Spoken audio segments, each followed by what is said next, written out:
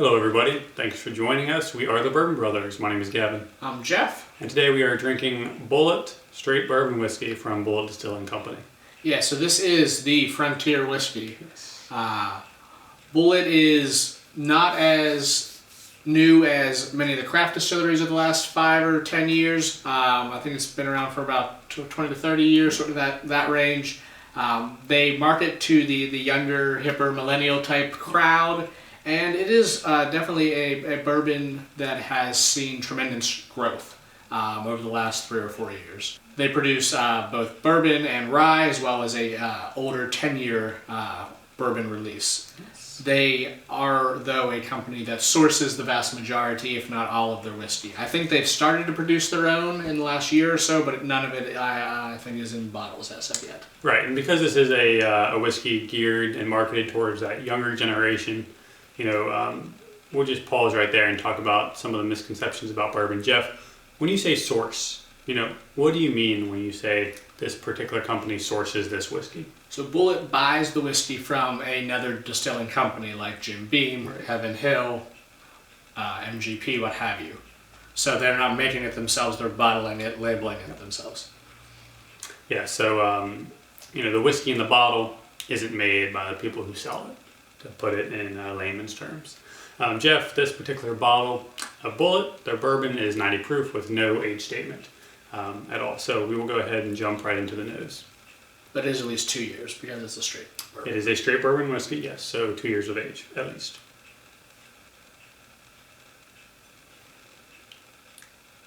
So there are some baking spices on the nose. Definitely some cinnamon in there. Yep, there's a nuttiness to this profile that quite honestly surprised me a little bit. Some brown sugar as well. Yeah, I'm getting a lot of a nuttiness on the nose. Just that a little bit of spice on the back end here.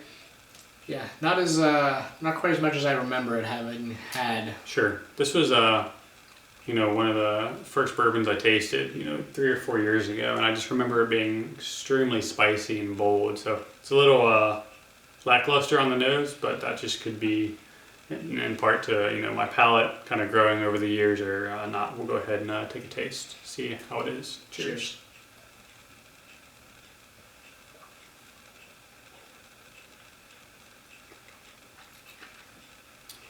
Yeah, I think it kind of kicks up the spice a little bit on the palate. Mm-hmm. Still not quite, I think, as spicy as I remember it either. Mm-hmm. There's also that big nuttiness on the taste, sure, as well.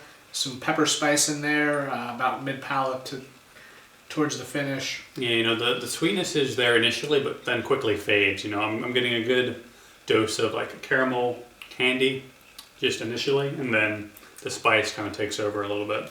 Yeah. Pretty quick finish. Mm-hmm. Not a drawn out.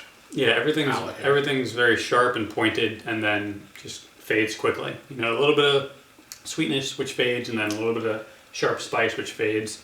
The finish is smooth and quick. Not very bold flavors. I do definitely remember this being much spicier a few years ago. I'm not sure, if Four Roses is still making the distillate. Probably not. Yeah, I think I'd heard that Four Roses is no longer making bourbon, sure, for Bulleit.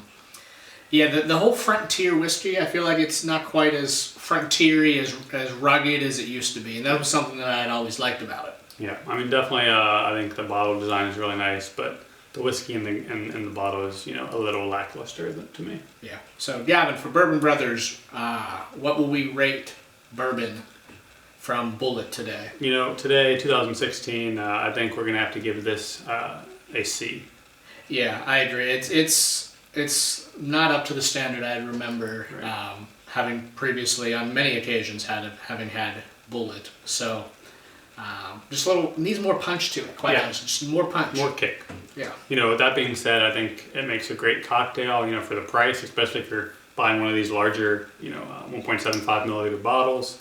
It makes a great cocktail, good mixing whiskey. Yeah, and you mentioned price. It can range for the standard 750 milliliter bottle. It could be, I've seen it from $20 to $40. This we picked up for 42. Yeah. So from that standpoint, a good value. Yeah, absolutely. Don't get fleeced and pay the upper end of that price point. Definitely, you're looking around the low 20s here for the regular size bottle. Yeah. Yeah.